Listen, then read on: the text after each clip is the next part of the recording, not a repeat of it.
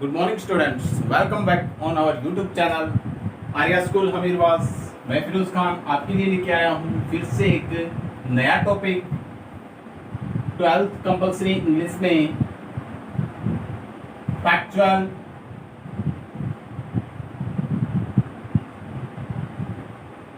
Description.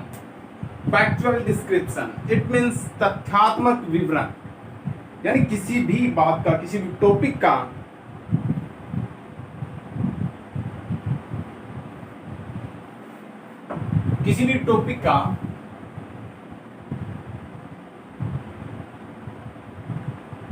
तथ्यात्मक विवरण जो होता है उसको हम बोलते हैं फैक्चुअल डिस्क्रिप्शन। फैक्चुअल डिस्क्रिप्शन आपके सिलेबस के अंदर है, जो कि लगभग आई थिंक 7 नंबर का फैक्चुअल डिस्क्रिप्शन आता है। तो वो फैक्चुअल डिस्क्रिप्शन हम किस प्रकार से लिख सकते हैं वो आज हम देखेंगे।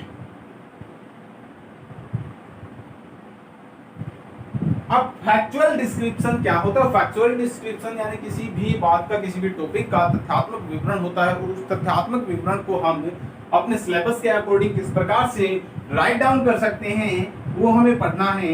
तो सबसे पहले हम देखेंगे फैक्चुअल डिस्क्रिप्शन लिखते समय कुछ एक दो बातें ध्यान रखने की योग्य होती है। तो सबसे पहले लिखेंगे ध्यान रखने योग्य बातें।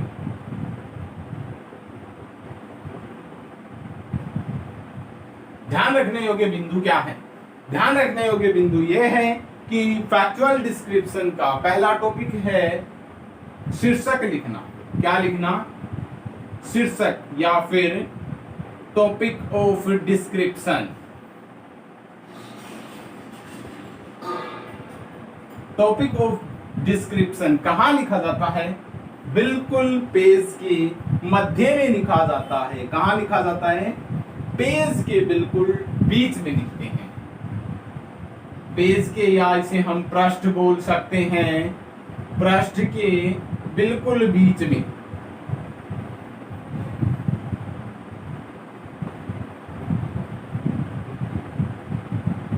कहाँ लिखते हैं? पेज के बिल्कुल बीच में लिखते हैं। मान लीजिए ये अपना पूरा एक पेपर है और इस पेपर पे हमने फैक्चुअल डिस्क्रिप्शन लिखना है, और फैक्चुअल डिस्क्रिप्शन लिखेंगे तो लगभग मिडिल में यहां पे हम उसका शीर्षक लिखेंगे। क्या करेंगे? बिल्कुल मिडिल में उसका हम क्या लिखेंगे? टॉपिक ऑफ द डिस्क्रिप्शन, यानी उसका शीर्षक लिखेंगे। ठीक है, आगे बढ़े। चलो नेक्स्ट इसकी बात हमें क्या ध्यान रखनी है? सेकंड बात ये होती है कि जो हमने सेकंड ये है कि जो हमने शीर्षक लिखा है, शीर्षक व डिस्क्रिप्शन यानी जो वर्णन होता है, शीर्षक का जो वर्णन होता है, शीर्षक व डिस्क्रिप्शन के मध्य क्या होना चाहिए? मध्य गैप होना चाहिए, मतलब उसके बीच में थोड़ा सा डिस्टेंस होना चाहिए। ये मध्य नियत गैप होना चाहिए। कैसे होना चाहिए भाई गैप? जैसे हमने यहाँ पे क्या लिख दिया? इसका टॉपिक लिख दिया, तो जस्ट इसके नीचे वाली लाइन में नहीं लिखेंगे, इस टॉपिक को लिखकर बीच में एक लाइन छोड़ देंगे। यानी यहाँ पे मिडिल में हमने क्या लिख दिया? एक टॉपिक यानी शीर्षक लिख दिया। शीर्षक किसका लिख दिया? डिस्क्रिप्शन का शीर्षक लिख दिया है, और उसके बाद हमने एक लाइन छोड़ के नीचे से यहाँ से स्टार्टअप किया। तो वो क्या कहा गया है इसमें कि शीर्षक व डिस्क्रिप्शन के मध्य नियत गैप यानी कुछ गैप होना चाहिए, ताकि डिस्क्रिप्शन है वो क्या लगे? अट्रैक्टिव लगे। तो ये ध्यान रखने वाले बिंदुओं में से हैं। आगे देखते हैं हम तीसरा बिंदु क्या होता है कि जब हम डिस्क्रिप्शन लिखते हैं तो उसकी भाषा, क्या भाषा, भाषा की जो शैली है वो कैसी होनी चाहिए? सरल, सुगम एवं बोधात्मक होनी चाहिए। कैसी होनी चाहिए? बोधात्मक होनी चाहिए, यानी जिसका हमें बोध हो सके, बोधात्मक होनी चाहिए। क्या होनी चाहिए? भाषा शैली। अगर हम डिस्क्रिप्शन लिख रहे हैं, फैक्चुअल डिस्क्रिप्शन लिख रहे हैं, तो हमारी जो भाषा शैली है वो कैसी होनी चाहिए? सरल, सुगम एवं बोधात्मक होनी चाहिए। ठीक है, 4 नंबर टॉपिक में देखेंगे इसके बिंदु 4 नंबर बिंदु में क्या विशेष बात होनी चाहिए और फैक्चुअल डिस्क्रिप्शन लिखने की, तो वो होती है शब्द सीमा का ख्याल रखा जाना चाहिए। शब्द सीमा का ध्यान रखें। क्या रखें? शब्द सीमा का ध्यान रखें कि कितनी शब्द सीमा अपनी होनी चाहिए। Is that A clear?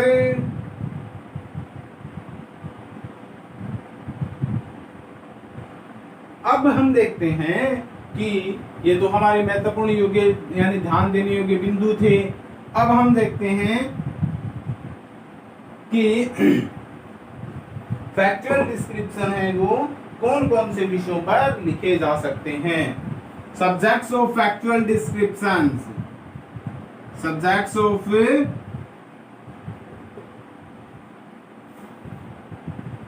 Factual descriptions यानी विषय कौन कौन से होते हैं, कौन कौन से विषय होते हैं किसके? फैक्चुअल डिस्क्रिप्शन के। मतलब फैक्चुअल डिस्क्रिप्शन क्या है? फैक्चुअल डिस्क्रिप्शन है वो तथ्यात्मक विवरण, और इस तथ्यात्मक विवरण के क्या क्या विषय हो सकते हैं। अब वो विषय कैसे कैसे लिखेंगे, देखो पहला विषय है पर्सन बेस्ड,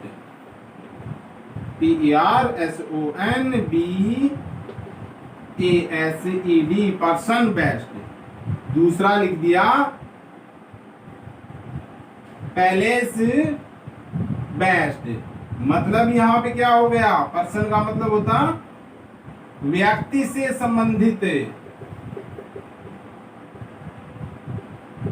ठीक है। और दूसरा हो गया स्थान, स्थान से संबंधित। क्या क्या लिखा हमने? पर्सन बेस्ड, पैलेस बेस्ड, और भी हो सकता है क्या? बताओ जल्दी से, शाबाश, वेरी गुड, जल्दी बताओ। हो सकता है, हाँ क्या क्या हो सकता है? ऑब्जेक्ट बेस्ड हो सकता है, बिल्कुल राइट है, ऑब्जेक्ट बेस्ड यानी वस्तु से संबंधित। और चौथा क्या हो सकता है ऑब्जेक्ट के बाद? Event based. किसके? EVENT, इवेंट बेस्ड, मतलब किसी भी घटना से संबंधित। ये 4 प्रकार के इसके सब्जेक्ट्स हो सकते हैं। किसके? फैक्चुअल डिस्क्रिप्शन के सब्जेक्ट्स 4 प्रकार के हो सकते हैं। क्या क्या हो सकते हैं? पर्सन बेस्ड, व्यक्ति से संबंधित, ठीक है, पैलेस बेस्ड, स्थान से संबंधित, ऑब्जेक्ट बेस्ड, किसी वस्तु से संबंधित, इवेंट बेस्ड, और किसी घटना से संबंधित इसके टॉपिक्स हो सकते हैं। ठीक है। अब हमारे सिलेबस में बिल्कुल इसी तरीके से आएगा भाई कि हमें किस प्रकार से क्या क्या करना है। और हमें ये ध्यान रखना है कि जब हमारे पास क्वेश्चन आता है तो उस क्वेश्चन की हमें 7 से 8 लाइनें लिखनी होती है। ठीक है, तो मैं वो आपको हर एक टॉपिक, ये जो 4 सब्जेक्ट्स लिखे गए हैं, इन चारों सब्जेक्ट्स के टॉपिक्स यानी कुछ एक टॉपिक्स बताऊंगा जिसके माध्यम से आप, मेरे ख्याल से अगर आपको थोड़ा बहुत इंग्लिश ट्रांसलेशन आता है तो आप उस टॉपिक पे बिल्कुल आराम से क्या लिख सकते हो? फैक्चुअल डिस्क्रिप्शन लिख सकते हो। आपको बार बार समझाने की या रटने की आवश्यकता बिल्कुल नहीं पड़ेगी। तो आगे बढ़ते हैं, देखते हैं। सबसे पहला टॉपिक था अपना पर्सन बेस्ड। अगर हमें क्या करना हो, पर्सन बेस्ड डिस्क्रिप्शन लिखना हो, क्या लिखना हो? पर्सन बेस्ड डिस्क्रिप्शन लिखना हो कि व्यक्ति से संबंधित अगर कोई वर्णनात्मक स्थिति है वो लिखनी हो, तो हमें क्या क्या लिख सकते हैं? सबसे पहले हम लिखेंगे सबसे पहला टॉपिक, नेम ऑफ पर्सन, जो भी व्यक्ति है उसका नाम। ठीक है,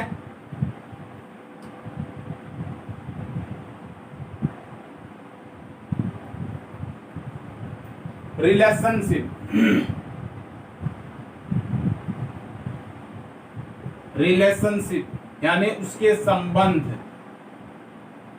सबसे पहले व्यक्ति का नाम, उसके संबंध आपसे क्या है, या किसी दूसरे व्यक्ति से कोई संबंध है, या वह किससे संबंधित है, उसका रिलेशनशिप किससे खास है, वो बातें इसमें हम दूसरी लाइन में लिख सकते हैं। ठीक है, उसके बाद है इसके प्रोफेशन।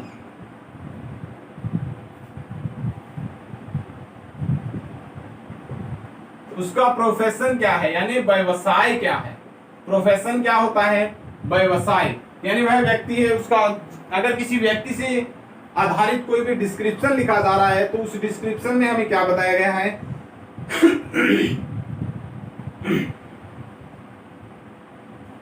Factual description. अगर हम किसी व्यक्ति से संबंधित लिख रहे हैं तो उसका व्यक्ति का नाम, उसका रिलेशनशिप, यानी किसके साथ है, हमारे साथ कोई रिलेशनशिप है या उसका किससे क्या खास रिलेशनशिप है, यानी उसका संबंध किससे है या वो किससे संबंधित है। प्रोफेशन उसका क्या है, ठीक है। और उसके बाद देखते हैं उसका सोशल बैकग्राउंड क्या है, SOCIALBACKGROUND, सोशल बैकग्राउंड यानी सामाजिक प्रसिद्धि या उसकी सामाजिक ख्याति क्या है, यानी वो अपने समाज में किस प्रकार का बैकग्राउंड रखता है, उसकी क्या पहचान है, उसकी अपने समाज में किस प्रकार की पहचान है या उसका बैकग्राउंड कैसा है, वो समझाना है हमें। तो आगे देखते हैं नेक्स्ट टॉपिक।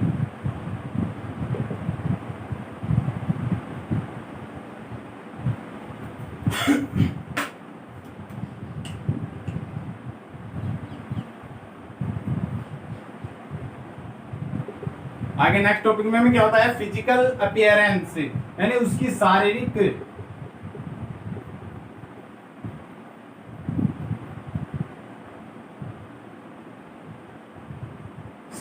रूप से वह कैसा दिखता है, उसका शारीरिक दृश्य,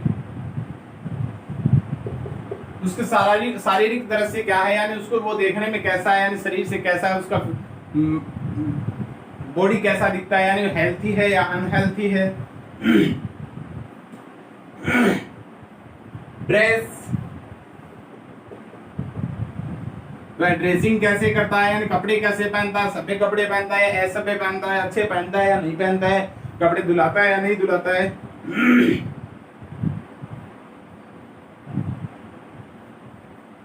मेंटल एंड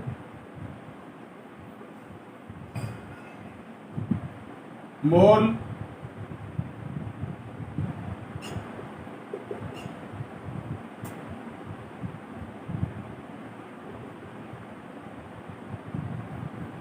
क्वालिटी क्या बताया है, मेंटल एंड मोरल क्वालिटीज करेंगे यहाँ पे, मेंटल एंड मोरल क्वालिटीज यानी मानसिक एवं आध्यात्मिक, स्पिरिचुअल हो जाता है, मेंटल एंड मोरल, नैतिक, मानसिक और नैतिक,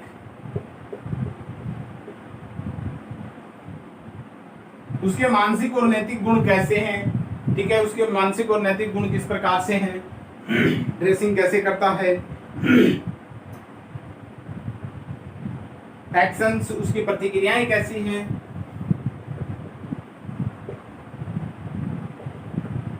ठीक है, एक्शंस यानी उसकी प्रतिक्रियाएं कैसी है। एक्शंस के बाद होता है ओपिनियंस, क्या होता है, opinion of others, opinions of other, यानी दूसरों के उसके प्रति क्या विचार हैं। ओपिनियन यानी विचार, किसके, दूसरों के विचार उसके प्रति कैसे हैं। ये चीजें अगर हम खास तौर पे ड्रॉ करके या अपने माइंड में मेंशन करके अगर हम कोई किसी पे फैक्चुअल डिस्क्रिप्शन लिख रहे हैं तो आई थिंक मेरे ख्याल से पर्सन बेस्ड जो फैक्चुअल डिस्क्रिप्शन होता है उसमें आपको कोई भी नंबर कम देने की हिमाकत नहीं कर सकता या कोई भी इसमें से नंबर नहीं काट सकता है, तो आपको फुल मार्क्स मिलेंगे क्योंकि आपको 6 से 7 लाइनें लिखनी होती है। इट मींस यहाँ पे मैंने आपको 9 टॉपिक्स बता दिए हैं और अगर 9 टॉपिक्स बता दिए तो आप हर एक टॉपिक्स पे 2-2 लाइन्स लिख सकते हो। Multiply 2 is equal to 18 lines, यानी आराम से 18 लाइन्स इसमें लिख सकते हो। ठीक है, लिख सकते हो ना। तो हमने पहला देखा था पर्सन बेस्ड डिस्क्रिप्शन किस प्रकार से लिखते हैं। सेकंड हम देखेंगे पैलेस बेस्ड डिस्क्रिप्शन लिखेंगे। और इसमें हमने क्या करना है, पैलेस बेस्ड डिस्क्रिप्शन के बारे में पढ़ना है। तो पैलेस बेस्ड डिस्क्रिप्शन देखेंगे। पार्ट अपना बी शुरू हो गया है। Palace based description. Palace based description में देखेंगे क्या होता है। पैलेस बेस्ड डिस्क्रिप्शन किस प्रकार से हम इसको डिफाइन कर सकते हैं।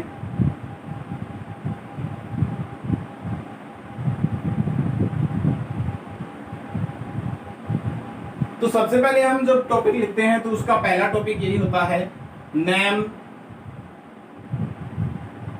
Of palace. Name of palace यानी नाम। ठीक है, नेम ऑफ पैलेस के बाद हम क्या लिख सकते हैं इसमें, बता सकते हो आप।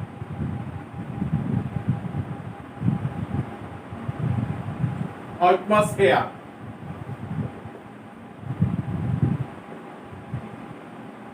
एटमॉस्फेयर यानी क्या होता है, मौसम या फिर वहां का वातावरण। ठीक है, उसका वातावरण कैसा होता है। एटमॉस्फेयर यानी वातावरण, यानी वहां का माहौल कैसा है।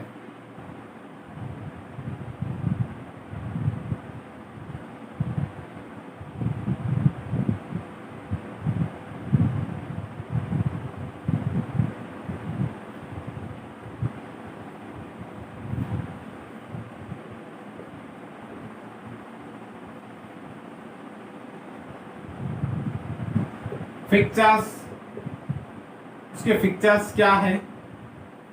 फिक्चर्स मतलब वैसे विशेषताएं बोल सकते हैं हम इसमें, क्या विशेष क्या चीजें हैं। ठीक है, क्या क्या दिखा, name of the palace, atmosphere, fixtures,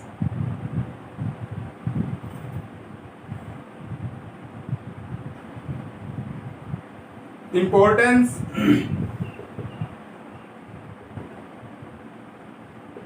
importance यानी उसका महत्व है। ठीक है, other information,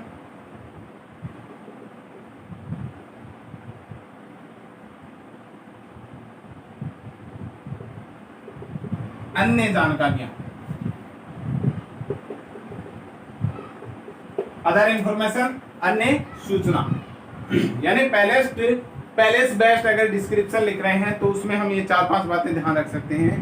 palace based description में हमें क्या क्या ध्यान रखा जा सकता है हमारे द्वारा, कि अगर हम पैलेस बेस्ड डिस्क्रिप्शन लिख रहे हैं तो उसमें नेम ऑफ पैलेस होना चाहिए। क्या है, सबसे पहले नेम ऑफ पैलेस होना चाहिए, उसका नाम, एटमॉस्फेयर, उसका वातावरण वहाँ का कैसा है, फीचर्स, उसकी विशेषताएं क्या है या विशेष क्या है उसमें, इम्पोर्टेंस, उसका क्या महत्व है, और अगर कोई अन्य सूचना है तो अदर इंफॉर्मेशन से हमें कलेक्ट करनी होती है या अदर इंफॉर्मेशन हमें बतानी होती है। Is that clear? I think समझ में आ रहा है कि नहीं आ रहा है?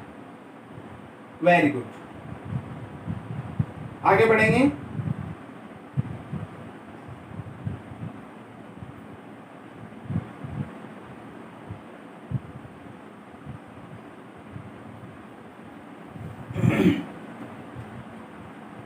अब हम आगे देखेंगे ऑब्जेक्ट बेस्ड। इसके नीचे ही लिख देता हूं मैं सी सेक्शन में,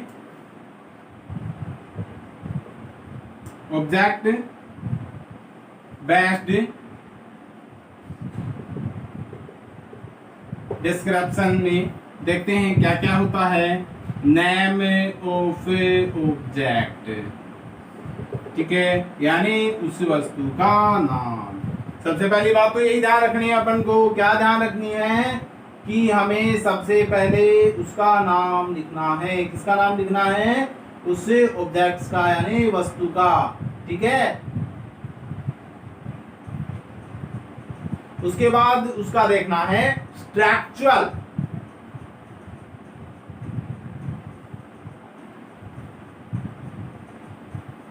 क्या देखना है? Structural.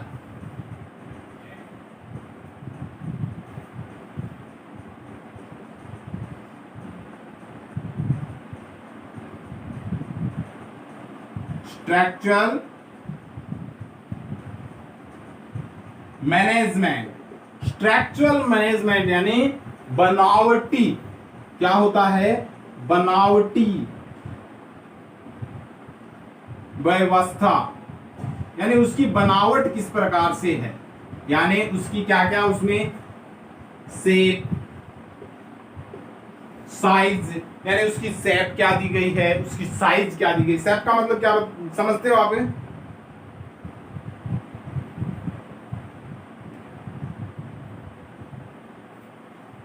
Made of,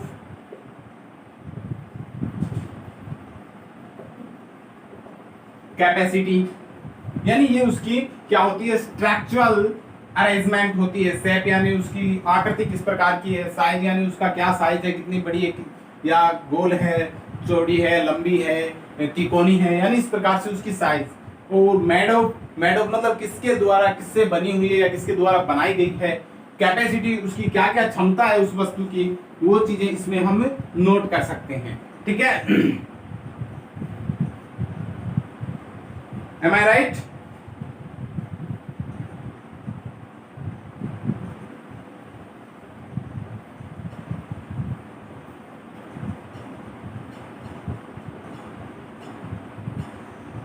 operational, operational यानी उसको ऑपरेट करने की। ठीक है,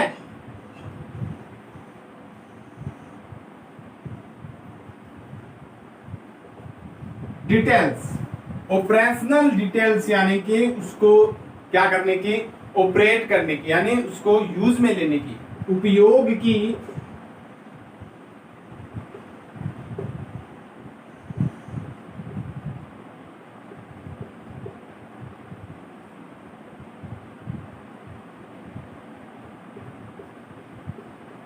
उपयोग का विवरण, यानी उसका उपयोग हम किस प्रकार से कर सकते हैं, उसका हमें विवरण देना होता है। वैल्यू, चौथा टॉपिक इसमें क्या है? VALUE, value. वैल्यू यानी उसकी योग्यता या उसका महत्व।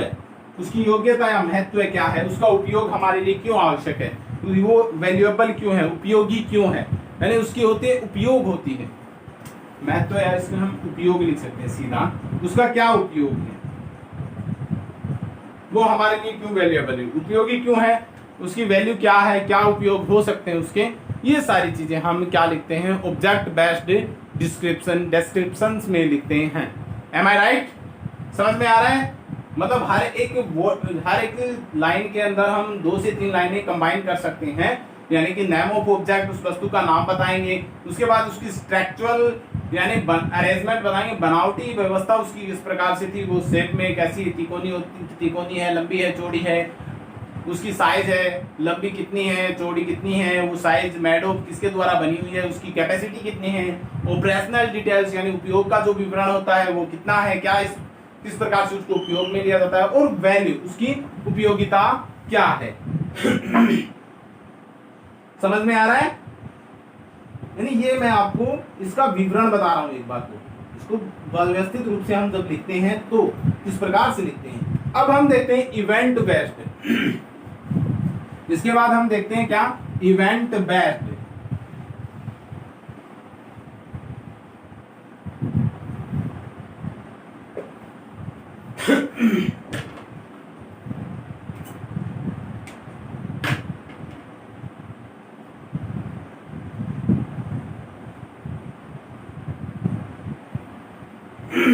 इवेंट बेस्ड यानी किसी घटना या कार्यक्रम,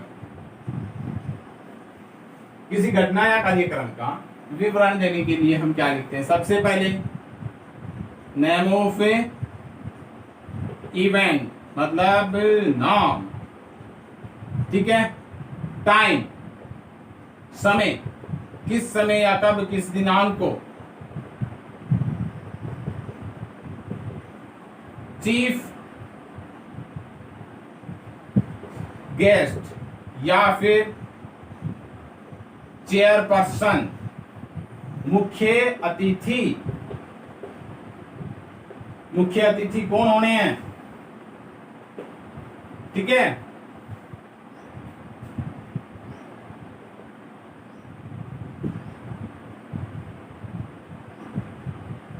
ऑर्गेनाइज्ड, ऑर्गेनाइज्ड बाय यानी किसके द्वारा ऑर्गेनाइज की गई है, या फिर ऑर्गेनाइज जो इवेंट है वो किसके द्वारा की गई है।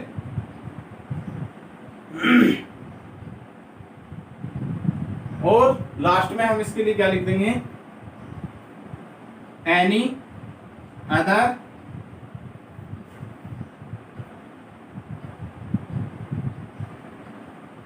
रिलेवेंट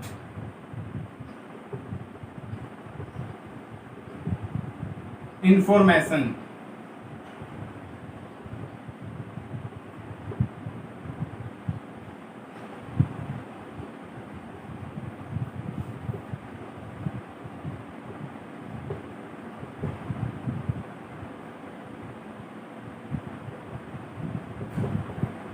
अन्य आवश्यक सूचना।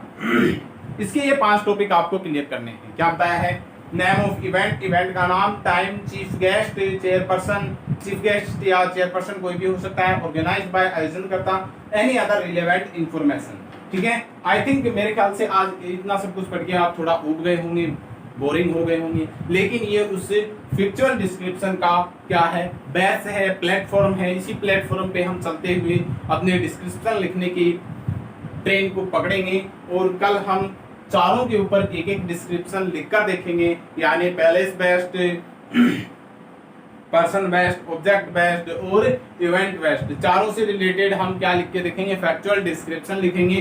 किस प्रकार से हमें फैक्चुअल डिस्क्रिप्शन लिखना चाहिए और उसमें हमें इस लाइनों को, इन पंक्तियों को किस प्रकार से समायोजित करेंगे, ये सारी बातें मैं आपको कल बताऊंगा, ठीक है। अगर कुछ भी आपको अच्छा पढ़ाया गया, बताया गया है तो लाइक बटन जरूर प्रेस कीजिएगा और हमारी वीडियोस देखने के लिए धन्यवाद। बने रहिए हमारे यूट्यूब चैनल आर्य स्कूल हमीरवाद से। Thank you all of you, have a nice day.